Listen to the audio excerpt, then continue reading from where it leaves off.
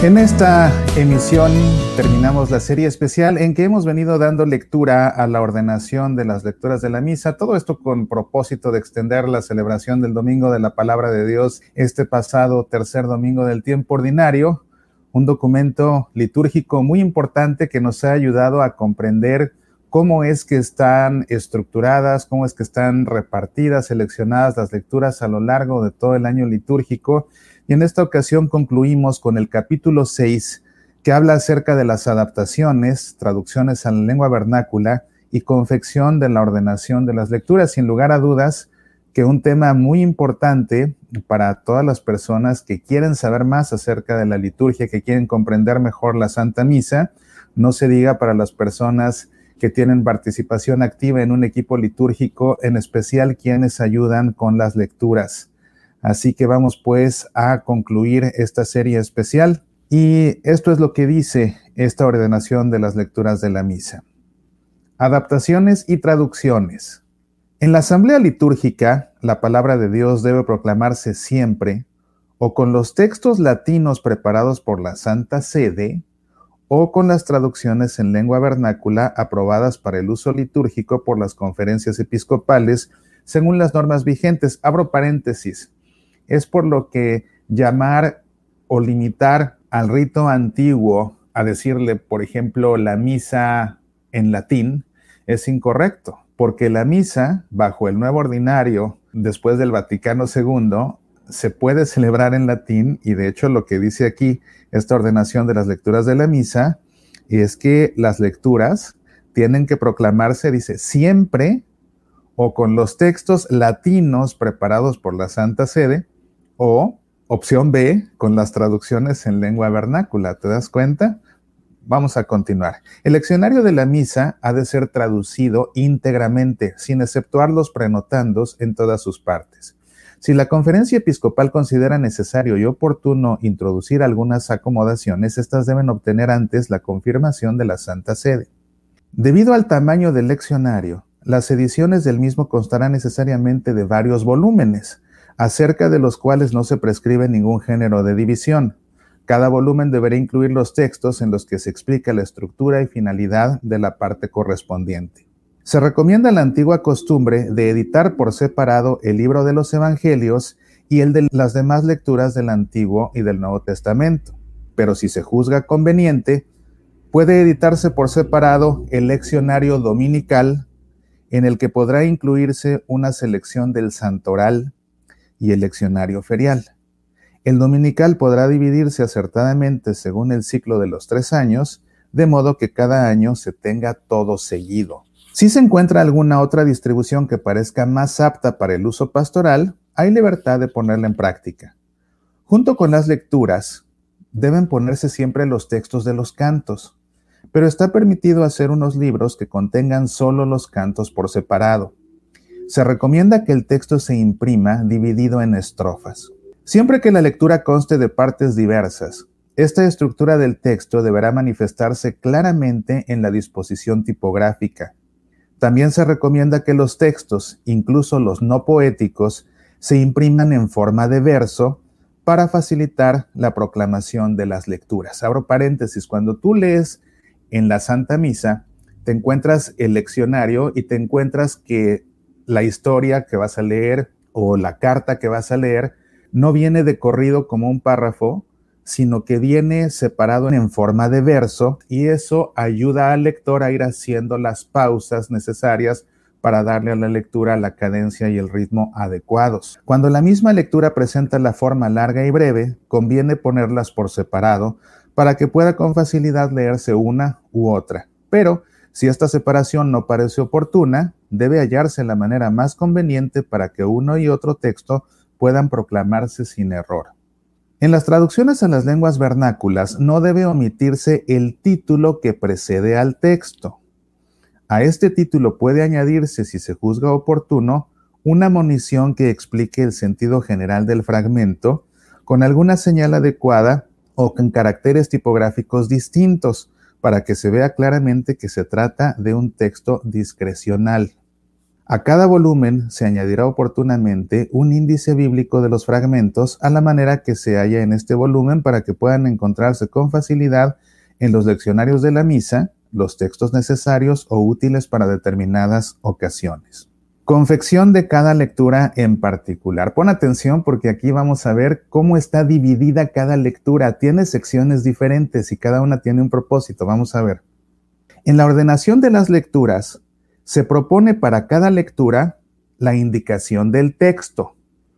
Por ejemplo, que está tomada de la primera carta de San Pablo a los Corintios o que está tomado del libro del Éxodo. El título.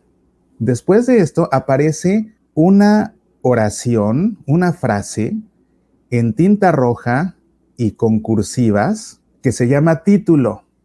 Y esa sencilla frase explica el tema de la lectura en el que hay que poner atención y no se lee, ese se omite, simplemente sirve como una referencia para el que lee y para el que predica.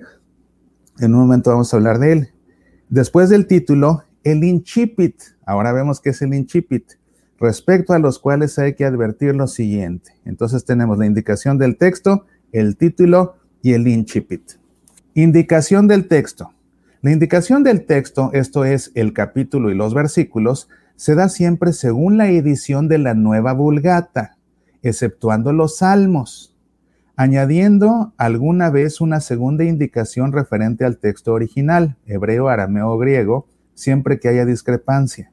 En las traducciones en lengua vernácula, de conformidad con lo que decrete la autoridad competente en cada lengua, puede seguirse la numeración que corresponda a la versión aprobada por la misma autoridad para el uso litúrgico. Conviene, pues, que haya siempre una cuidadosa indicación de los capítulos y versículos, la cual, si se juzga oportuno, se pondrá también dentro del mismo texto o al margen del mismo. De esta indicación se sigue que en los libros litúrgicos haya la inscripción del texto, la cual ha de leerse en la celebración y que no se pone en la ordenación de las lecturas. Esta inscripción se hará según las normas siguientes, normas que pueden ser modificadas por decisión de las autoridades competentes, según las costumbres y conveniencias de cada lugar o de cada lengua. Se dirá siempre, esto es lo que dice el que lee, se dirá siempre, lectura del libro del Éxodo, o lectura de la carta de San Pablo a los Filipenses, o lectura del Santo Evangelio según San Lucas. Y no comienzo, a no ser que en algunos casos especiales parezca oportuno, o continuación. Es decir, el que anuncia no debe decir continuación de la lectura del Evangelio según San Lucas. Eso no se debe decir, aquí está claramente. En cuanto al nombre de los libros, se conservará el uso tradicional, exceptuando los casos siguientes.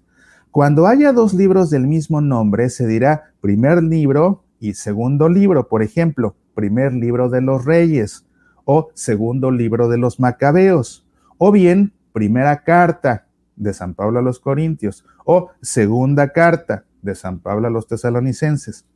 Se empleará el nombre hoy más en uso en los siguientes libros. Libros primero y segundo de Samuel, en vez de libros primero y segundo de los Reyes. Libros primero y segundo de los Reyes, en vez de libros tercero y cuarto de los Reyes. Es que antes eran 4 libros de los Reyes, en la actualidad hablamos más bien de 2 de Samuel y de 2 de Reyes. Se empleará libros primero y segundo de las crónicas, en vez de libros primero y segundo de los paralipómenos, que es una forma arcaica, podríamos decir, de llamarlos. Por ejemplo, es como los llama la Biblia de Nácar y Colunga. No los titula libros de las crónicas, sino que les dice a la usanza antigua libros de los paralipómenos. Se empleará libros de Esdras y de Nehemías en vez de libros primero y segundo de Esdras. Hay que distinguir entre sí los libros sapienciales con los siguientes nombres: libro de Job, de los Proverbios, del Eclesiastés o de Cogelet, del Cantar de los Cantares, de la Sabiduría, del Eclesiástico o del Siráside.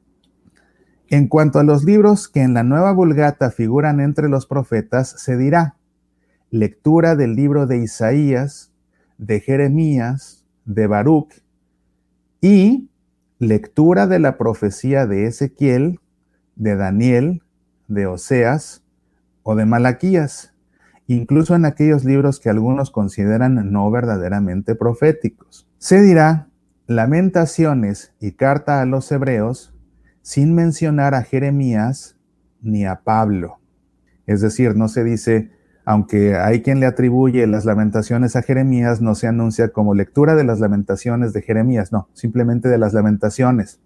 Igual, la carta a los hebreos, aunque se suele poner como una especie de apéndice al Corpus Paulino, en realidad no la escribió San Pablo, y hay quien comete ese error, incluso de anunciarla así, lectura de la carta de San Pablo a los hebreos, no, por eso aquí especifica, no se dice simplemente carta a los hebreos. El título, esa anotación en tinta roja y en cursiva, dice: cada texto lleva un título cuidadosamente estudiado, formado casi siempre con palabras del mismo texto, en el que se indique el tema principal de la lectura y, cuando es necesario, la relación entre las lecturas de la misa. Esto es una guía fantástica para el que predica, por ejemplo, porque de una lectura tú puedes extraer diferentes ideas. Pero ¿cuál es la idea litúrgica? ¿Cuál es el tema litúrgico de ese domingo, de esa fiesta o de esa solemnidad para esa lectura? Pues ese tema viene precisamente especificado en el título, y cuando ves los títulos de la primera lectura y del Evangelio, por ejemplo, te das cuenta de que corresponden. Es la importancia del título, que no se lee en voz alta, pero que da referencia, y no solamente al que predica, sino también al que lee, porque así sabe qué es la idea que tiene que enfatizar al momento de leer el texto. Sigue. El incipit. El incipit contiene las primeras palabras introductorias de costumbre. En aquel tiempo, en aquellos días, hermanos, queridos hermanos, así dice el Señor. Se omite cuando en el mismo texto hay una suficiente indicación de tiempo o de personas, o cuando por la misma naturaleza del texto estas palabras no serían oportunas. En las traducciones en lengua vernácula, estas fórmulas podrán ser cambiadas u omitidas por decisión de las autoridades competentes. Después de estas palabras viene el comienzo de la lectura propiamente dicho, quitando o añadiendo algunas palabras según sea necesario para entender el texto, separando su contexto. En la ordenación de las lecturas se dan las convenientes indicaciones cuando el texto consta de versículos discontinuos, si ello requiere introducir algún cambio en el texto. Y sí, te puedes dar cuenta que casi todas las lecturas así comienzan: en aquellos días, en aquellos tiempos, o siempre las cartas, hermanos o queridos hermanos. Eso simplemente se usa para darle cierto contexto al texto y que no arranque de golpe así como sacado de la nada. Bueno, pues esas palabras introductorias son precisamente el incipit, que en la Biblia no aparecen, solamente aparecen aquí en el leccionario y en el evangeliario. Aclamación final. Al final de las lecturas, para facilitar la aclamación del pueblo, se han de poner las palabras que dice el lector: palabra de Dios para la primera y segunda lectura, o palabra del Señor, u otras del mismo tenor según las costumbres de cada lugar. Y si te fijas, dice claramente, lo que se dice es palabra de Dios, no se dice esta es palabra de Dios, porque eso sería limitarla nada más a esa lectura, y la palabra de Dios es mucho más extensa que lo que se acaba de leer. Por eso no se dice esta es palabra de Dios, se dice palabra de Dios, en el caso del Evangelio, palabra del Señor. Y bien, pues que así termina la ordenación de las lecturas de la misa. Estarás de acuerdo conmigo en que es un libro litúrgico muy importante, que vale la pena conocer, aunque no seas lector, aunque no leas en la misa. De todas maneras, conocer este libro nos ayuda a comprender mejor las lecturas, con sus diferentes temas, cómo están escogidas, cómo están agrupadas, qué continuidad tienen, sus relaciones que tienen el Evangelio y la primera lectura, etcétera.